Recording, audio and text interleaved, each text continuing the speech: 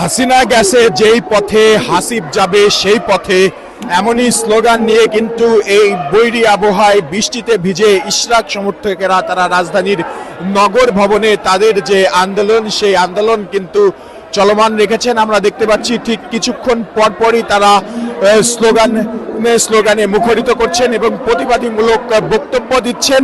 জনতার জন্য জনতার রায় বাস্তবায়ন করতেই তাদের এই অবস্থান, সেটাই কিন্তু তারা বলছেন। জনাব ইশরাক হোসেনকে